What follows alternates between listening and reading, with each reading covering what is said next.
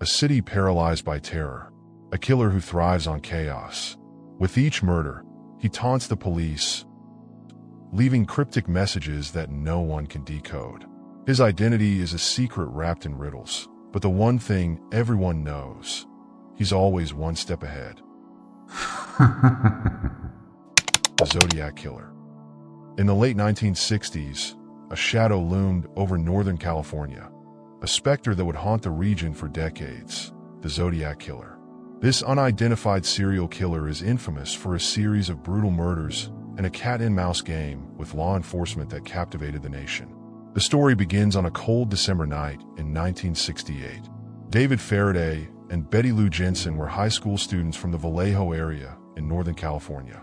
They were described as a typical young couple, dating and enjoying the kind of innocent, romantic evening common for teenagers at the time. They had been planning to attend a Christmas party together that night, but instead, they drove out to a secluded area along Lake Herman Road near Vallejo. This location was a known spot for couples to park and hang out away from prying eyes. Unfortunately, it would be the site of their brutal murders. The couple parked their car along Lake Herman Road, a rural, isolated stretch of road in a relatively quiet area of the North Bay region of the San Francisco Bay Area.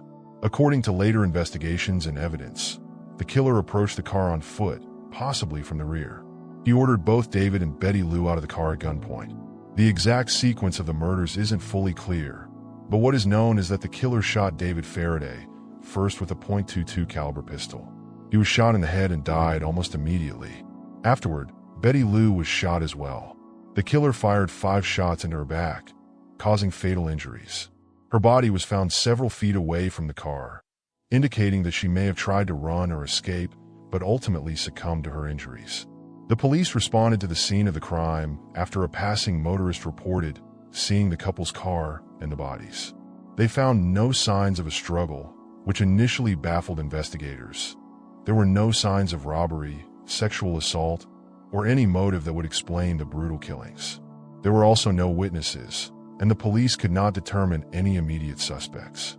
Since it was a secluded area, there were no nearby homes or businesses, and no one had heard gunshots or seen anything suspicious. With no leads and very little evidence, the case went cold for several months. Investigators had few clues to go on, and at the time, the killings did not seem to fit the pattern of any known criminal or type of crime. On July 4, 1969, a few months after the murders of David and Betty Lou, a letter arrived at the Vallejo Times-Herald from someone claiming responsibility for the Lake Herman Road murders.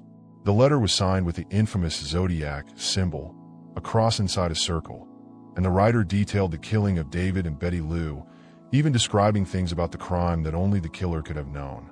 The Zodiac Killer's letter also taunted police for their inability to solve the case and made chilling references to his enjoyment of the killings. This letter marked the beginning of a series of communications from the Zodiac Killer over the next several years, which would include ciphers, more letters, and additional claims of murder, many of which were linked to unsolved killings in the Bay Area.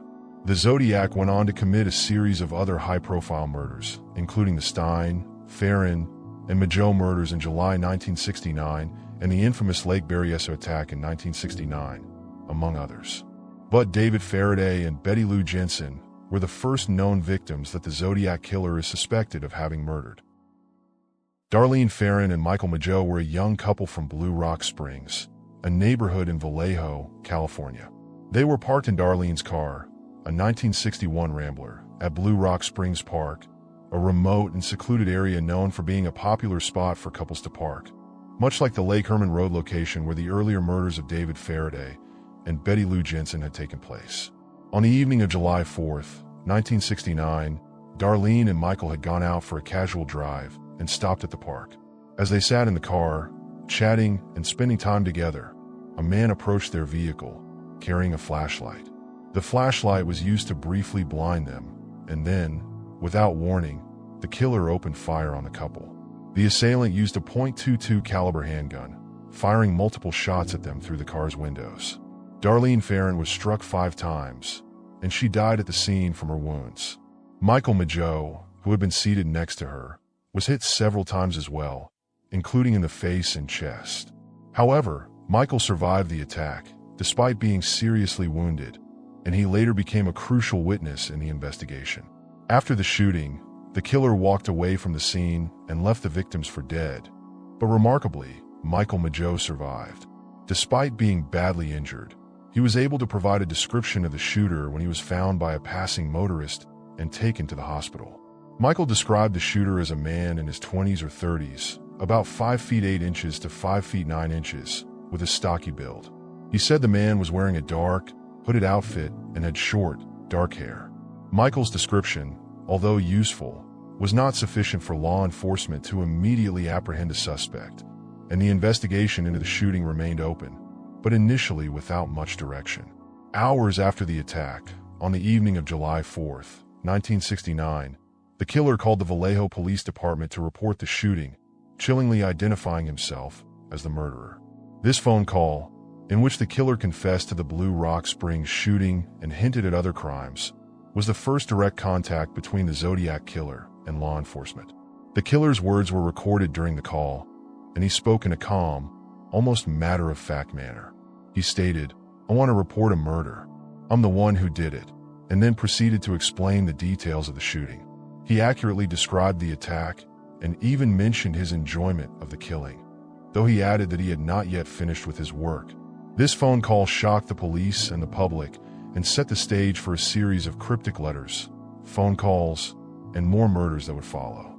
The killer also provided a brief, cryptic clue about his identity during the call, saying he had been responsible for the attack on Farron and Mageau, but this would not be his only communication with police. The Zodiac's ability to taunt authorities was a hallmark of his later communications. After the phone call, the Zodiac Killer sent a letter to the local newspaper, which would later be known as his first known letter. In it, he took credit for the Blue Rock Springs shooting, as well as the Lake Herman Road murders from December 1968, and he threatened to commit even more killings. The letter was chilling, and the killer included several puzzles and ciphers, an attempt to engage the public and law enforcement in a cryptic game. He even suggested that he would continue his killing spree until he was able to collect a couple of slaves for his personal pleasure. Although Michael Mageau survived the attack, his injuries were severe, and his memory of the shooting was understandably fragmented. However, his testimony was critical, as he was the only surviving witness to the shooting at Blue Rock Springs. Police sketch artists used Michael's description to create a composite sketch of the killer, which was distributed to the public. This sketch would become one of the most famous images associated with the Zodiac case. Despite this, the investigation faced numerous challenges, including the lack of solid physical evidence and the Zodiac's tendency to taunt authorities, making it difficult to make any substantial progress. The Blue Rock Springs shooting marked a key escalation in the Zodiac Killer's behavior.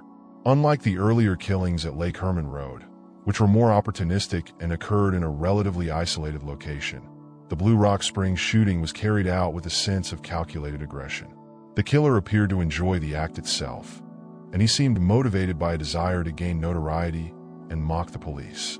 Darlene Farron's death and Michael Mageau's survival made the attack even more sinister, as the killer had not only murdered one victim, but had also left another to endure the trauma of the attack and subsequent media attention. This pattern would continue in later killings, where the Zodiac seemed to derive pleasure from the fear and confusion he caused.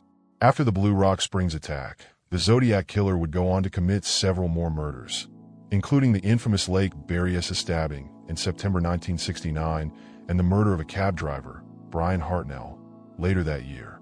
Throughout these attacks, the Zodiac continued to taunt police and the media with phone calls, letters, and cryptic ciphers, all the while eluding capture.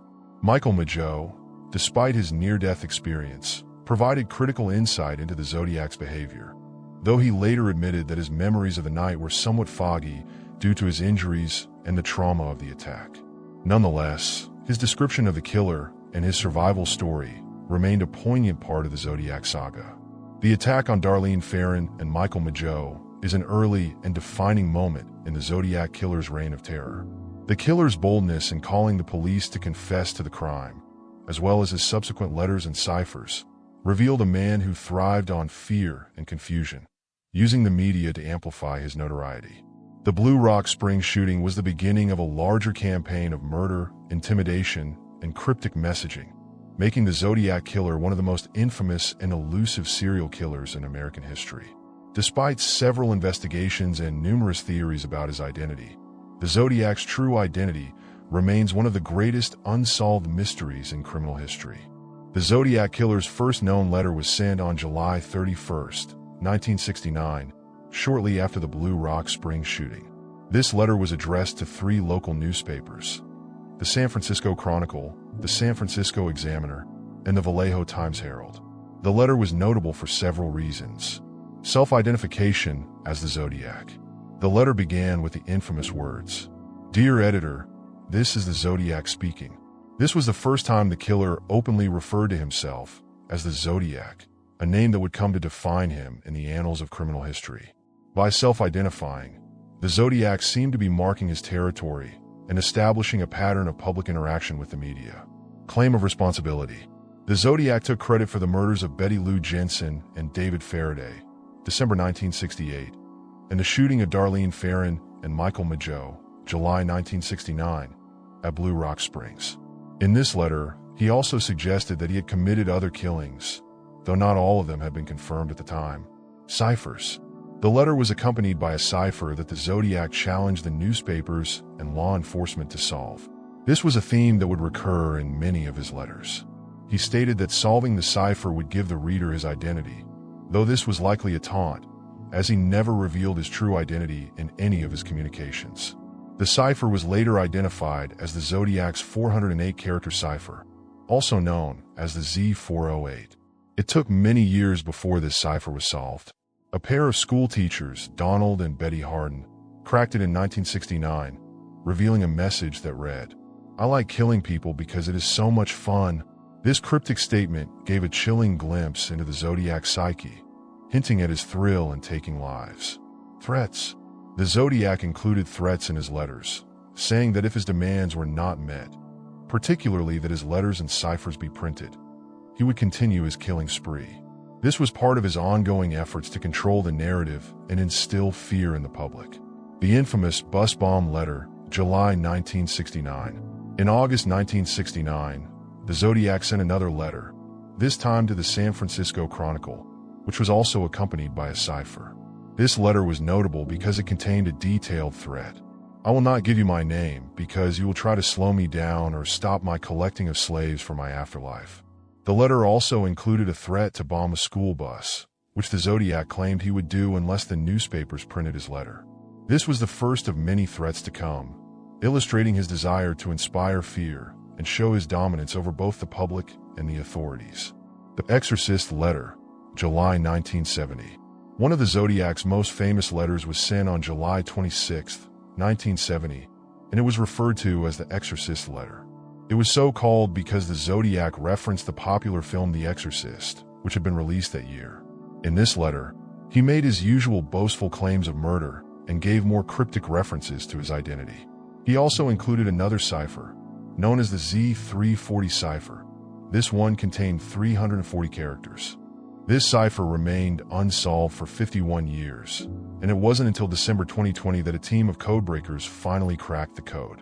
The message, which was quite eerie, read, "I hope you were having lots of fun and trying to catch me. That wasn't me on the TV show, which brings up a point about me.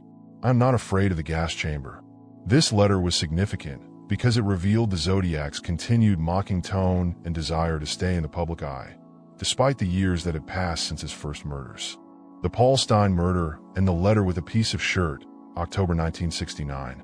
On October 11, 1969, the Zodiac killed Paul Stine, a taxi driver in San Francisco.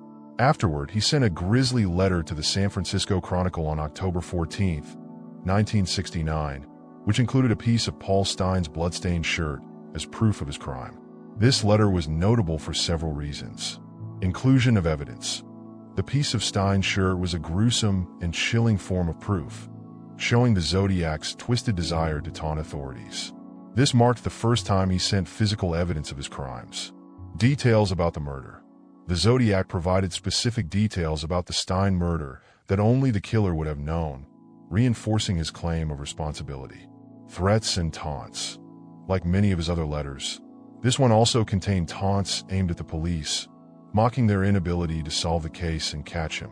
The inclusion of the shirt fragment raised the stakes for the investigation and was another chilling act of psychological manipulation. The ciphers. The Zodiac Killer is perhaps most infamous for his ciphers, 4 of which he sent to newspapers, and which he suggested would reveal his true identity. These ciphers were often complex, containing a mix of symbols, numbers, and letters. While 2 of them have been solved, 2 remain unsolved to this day. Here's a look at the most famous ciphers. Z408 cipher, the first major cipher sent by the Zodiac, consisting of 408 characters. This cipher was solved by school teachers Donald and Betty Hardin in 1969, revealing a chilling message in which the Zodiac expressed enjoyment in killing. Z340 cipher. This was the second cipher, containing 340 characters. It was unsolved for over 50 years, leading many to believe that it contained vital clues about the Zodiac's identity or motives. In December 2020, a team of cryptographers finally cracked it, revealing a cryptic message in which the Zodiac claimed to be unafraid of the death penalty and mocked the police. Z13 cipher. This cipher, sent in 1970, was shorter, 13 characters, and remains unsolved to this day. Despite various attempts, it is one of the most enigmatic and mysterious parts of the Zodiac case. Z32 cipher. Sent in 1971, this cipher was another one that has not been conclusively solved, and it remains a mystery in the Zodiac's string of communications. The Zodiac's final letter. The Zodiac's last confirmed letter was sent in 1974, and it was the first time he ceased his regular correspondence with the media. The letter was largely a rambling diatribe about his desire to see his ciphers published and his dissatisfaction with the media's coverage of his case. After this, the Zodiac Killer seemingly disappeared, and no new letters or confirmed killings were linked to him after this point. Psychological warfare. The Zodiac Killer's letters were a form of psychological warfare, intended to mock law enforcement, terrify the public, and keep himself in the headlines. He was playing a game of cat and mouse, where the police and the media were the mice, scrambling to catch him, while he was the cat, always a step ahead. His letters also created a sense of mystery and menace, as he gave little away about his true identity, but gave the public just enough to fuel their paranoia and fear. Cross circle. He tied them up and brutally stabbed them. Brian survived with serious injuries while Cecilia succumbed shortly after due to her wounds. Before leaving, the Zodiac scrawled his symbol on Hartnell's car door along with details of his previous murders. The unsolved mystery. Despite extensive investigations and numerous suspects over the years, the Zodiac Killer has never been definitively identified. His last confirmed murder was in 1969, but he continued to send letters into the early 1970s. Each correspondence heightened public fear and fascination. He reveled in the attention he garnered from both media and police alike.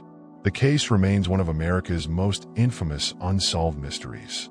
Speculation about his identity has led to numerous theories involving various suspects, yet none have been conclusively proven. As we reflect on this chilling tale from over 50 years ago, we are reminded that some mysteries may never be solved. The Zodiac Killer remains an enigma, a figure shrouded in darkness whose story continues to captivate true crime enthusiasts and investigators alike.